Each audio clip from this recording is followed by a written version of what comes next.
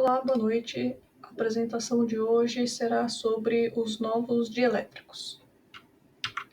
Aqui a gente tem o índice dos pontos que serão abordados na apresentação, desde a introdução até a conclusão, passando principalmente pelos dielétricos tradicionais, suas limitações e os high-K dielétricos, que é o ponto principal da nossa apresentação aqui e o tema que ele vai ser abordado. Aqui uma breve introdução, qual o contexto desses dielétricos. Eles estão atrelados à evolução da fabricação de circuitos integrados, que têm evoluído rapidamente e que estão impulsionando o avanço da tecnologia. Então, eles proporcionam dispositivos mais rápidos, eficientes e poderosos. Esses materiais dielétricos desempenham um papel importante na construção desses circuitos integrados, porque eles atuam como isolantes térmicos e componentes como isolante térmico entre os componentes e as camadas condutoras. Normalmente, na indústria de semicondutores utiliza o dióxido de silício e o nitreto de silício, por causa das suas propriedades elétricas e a compatibilidade com a fabricação. No entanto, com o avanço dos circuitos elétricos, a gente tem agora o crescente uso dos chamados high-K dielectrics, que eles são impulsionados também pela crescente demanda por dispositivos de alta performance. Já que os dielétricos tradicionais eles possuem limitações, então esses high-K dielétricos estão ganhando espaço no mercado. E os dielétricos tradicionais, eles são utilizados, como já disse, na fabricação de circuitos integrados devido às suas propriedades isolantes. Um dos mais utilizados é o dióxido de silício, o SiO2. Então, o dióxido de silício ele é utilizado como camada isolante em dispositivos eletrônicos, como, por exemplo, transistores e capacitores. E ele possui uma constante dielétrica baixa que vira em torno de 3,9. E por isso ele é um isolante eficiente. E também ele apresenta boas propriedades elétricas, químicas e mecânicas. Outro componente que é bastante usado como dielétrico é o nitreto de silício. Ele tem uma constante um pouco mais elevada em comparação ao dióxido de silício, que normalmente varia entre 6 e 8. Ele é conhecido por ter uma resistividade boa a altas temperaturas e estabilidade química. E as limitações que esses dielétricos convencionais têm. Eles são utilizados na fabricação de circuitos integrados, mas esses materiais têm limitações referentes principalmente à constante dielétrica, ao efeito de túnel e a espessura do dielétrico que pode ser fabricado. Em relação à constante dielétrica, eles têm um valor relativamente baixo, que acaba limitando a capacidade de armazenamento de carga nos dispositivos eletrônicos. Essa constante dielétrica é uma medida da capacidade de um material armazenar carga elétrica em relação ao vácuo. Ou seja, quanto maior a constante elétrica, maior a densidade de carga que pode ser armazenada. O SiO2, por exemplo, tem uma constante de 3,9, enquanto os high-K dielectrics podem passar de 20. Aí, em relação ao efeito túnel, que com a redução das dimensões dos dispositivos, ocorre um aumento da probabilidade de ocorrência do efeito túnel, onde os elétrons podem atravessar facilmente a camada dielétrica, resultando em um vazamento de corrente. Isso leva ao aumento do consumo de energia e à geração de calor indesejado. Esses dielétricos tradicionais são mais suscetíveis a esse efeito, porque essa espessura é relativamente grande em comparação aos high-K. Aí, em relação já a isso, à espessura, né, é uma das limitações, porque a necessidade de aumentar a espessura para reduzir o vazamento de corrente.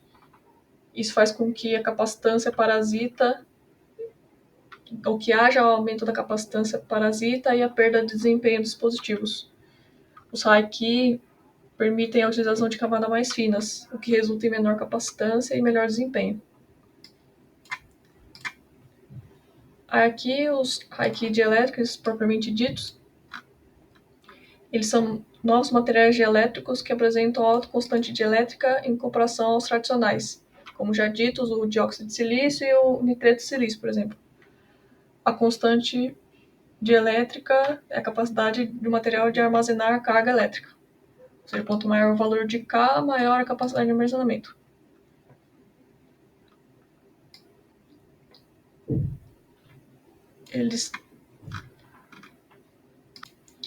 Esses high-key dielétricos estão sendo amplamente estudados e aplicados na fabricação de circuitos integrados por causa dos benefícios, justamente da alta constante dielétrica,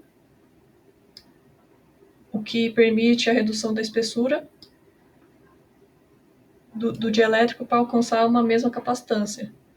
Isso é o que é essencial para miniaturização e aumento da densidade de componentes nos circuitos.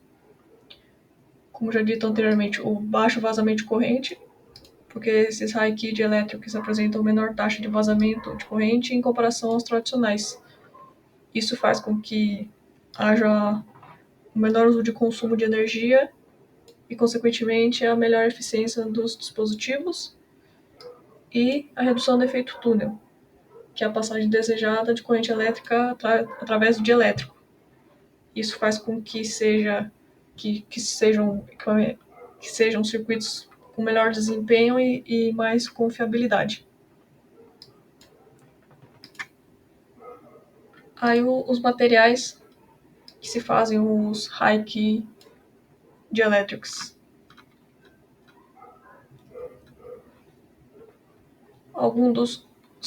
Vou apresentar três principais. O primeiro aqui é o óxido de hafnio. Ele é um dos mais estudados e utilizados na indústria de semicondutores. Ele tem uma constante em torno de 20, o que permite uma espessura bem reduzida. E, além disso, ele tem baixo vazamento de corrente e boa estabilidade térmica.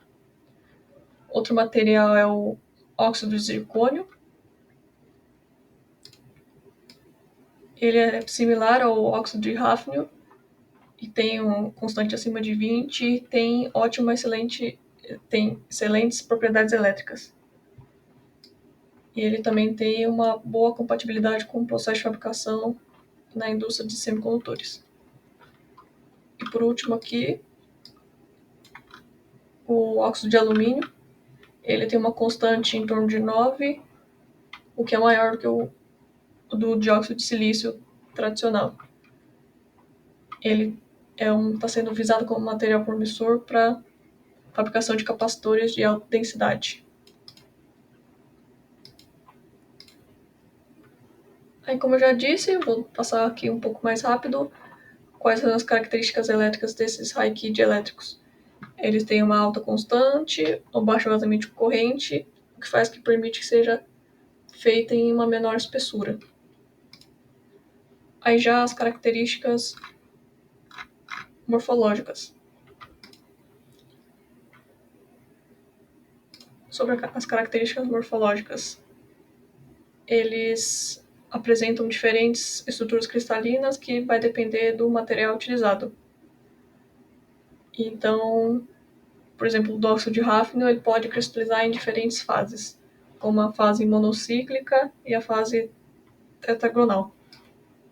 Já a interface, que é uma característica importante, ele vai ser de qualidade melhor, que afeta, por exemplo, a densidade de carga e o nível de vazamento de corrente.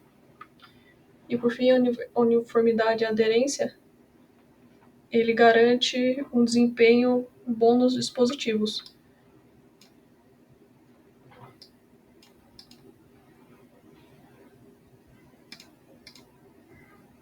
E Por fim, as aplicações,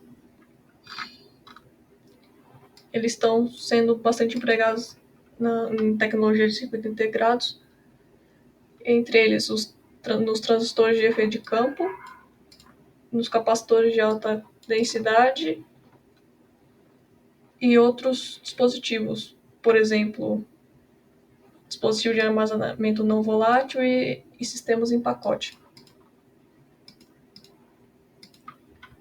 Por fim, a gente nota que esses high-key elétricos são um avanço significativo na área de materiais elétricos por conta justamente da sua constante dielétrica, que faz com que sejam favoráveis ao desenvolvimento de dispositivos mais eficazes e com menor espessura, com melhor aproveitamento energético e de material.